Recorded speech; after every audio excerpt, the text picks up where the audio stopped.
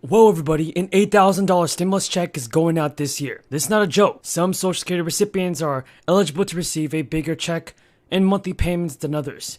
And this is some really good news everyone. I'll be sharing with you all the details in this video on how you can expect to receive a stimulus check this year and this month. Now, remember everybody, the whole goal of this channel is to provide you with the most up-to-date and reliable stimulus check news. I want to do my very best in providing you with the most up-to-date and reliable stimulus check information.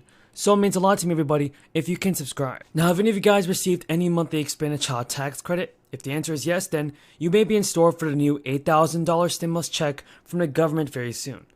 The IRS began the distribution of the 6th round of direct payments for the expanded child tax credit in the middle of December. And I know many of you are concerned about when the expanded child tax credit will be going out again. However, right now, there is a potential for many parents to receive a payment that's worth up to $8,000 in 2022. So for parents that have an AGI of less than $125,000 and who have at least 2 children not older than 13 years of age, the extra money may be made available. The entire purpose of the Child Independent Tax Credit is to assist families in providing care and support for their children by offsetting other costs. This is very important, especially as inflation increases and the cost of living rises. Congress did pass the American Rescue Package back in March, and the $1.9 trillion relief package expanded a decades-old child tax credit program to include monthly direct payments for the first time. However, only 1 year of funding was ensured, and since then, Congress did not pass an extension before December 28th. The monthly payments are currently paused, everybody, and I definitely do wish that President Biden did something about this.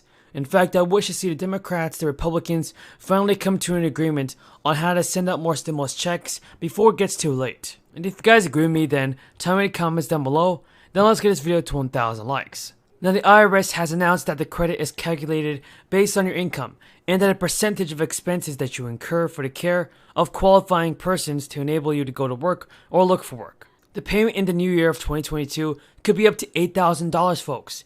That's a large sum of money that we can expect to receive from the 4th stimulus check. The money can be used to cover expenses including babysitters and transportation. And there's also other programs. The money can also be used to care for a dependent with a disability. Now, it's really good to see that at least an $8,000 stimulus check is being sent out. So I do hope that many of you guys actually receive it. But regardless of whether that extension materializes, the child tax credit payment, child tax recipients will have a credit to claim when they file their taxes in 2022. Since July, the IRS has been sending families monthly checks worth $300 for children 5 or younger, and $250 for those ages 6 and 17 to 17. The July to December monthly payments have caused the first 6 months of provision, but the American Rescue Plan provided a full year of the boosted programs.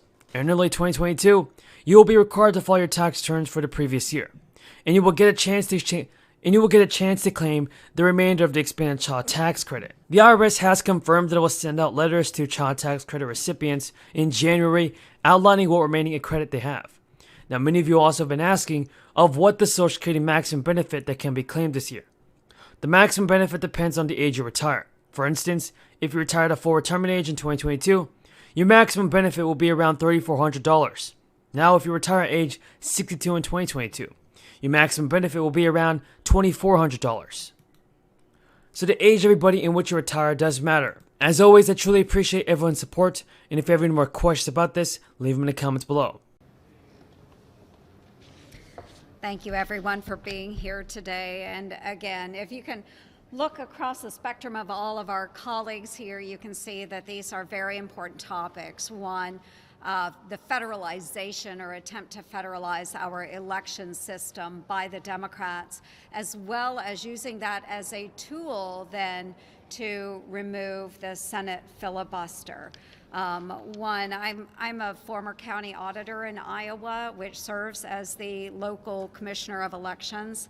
And I can tell you through Iowa's efforts through the years to update and modernize our elections laws has only created greater voter participation with every election. It is not an attempt to suppress the vote, and it goes directly against what Democrats are saying. Now, for the filibuster, for years, actually for decades, our Democratic colleagues have been strongly opposed to what we call blowing up the Senate, because that's in effect what it would do. And Chuck Schumer had said that if we get rid of that 60 vote requirement, it would be, quote, doomsday for democracy. Then Senator Joe Biden said the new 7 requests for committees to meet during today's session of the Senate, and that request has the approval of the majority and minority leaders. Duly noted. I ask unanimous consent that I be recognized for up to 15 minutes, Senators Padilla and Cantwell for up to 5 minutes each prior to the scheduled vote. Without objection. Madam President, there are several issues swirling around the Senate at this moment. They relate to the voting rights of Americans. They relate to the voting rights of senators. Interesting that they would both be on parallel tracks as we debate them on the floor. It appears that the voting rights of Americans is witnessing an historic shift. You see, my Democratic Party and yours, in history, has a spotty record when it comes to voting rights. In fact, southern states, then in the thrall of the Democratic Party, wrote a terrible record after the Civil War. We released African Americans from slavery, we guaranteed their right to vote, and then watched what happened. There was jubilation all over the country, I believe, for the most part, and there was jubilation in the southern states by African Americans who had newfound freedoms they never dreamed of with the end of slavery. And they took them to heart. They did register to vote. And there were dramatic differences in many states because in many states, the slave population, the African American population, was much larger than any voting had ever reflected. And now they had the chance. And as they were elected to local offices and even congressional seats and even a senatorial seat, there was a backlash on the white population.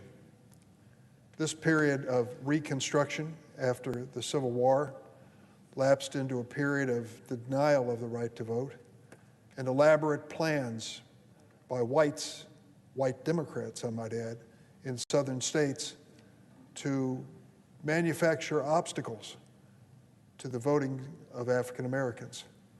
Poll taxes, for example, literacy tests, things that had little or nothing to do with citizenship but were designed expressly to jeopardize the voting opportunities of those without advanced educations or the kind of clout necessary to overcome them.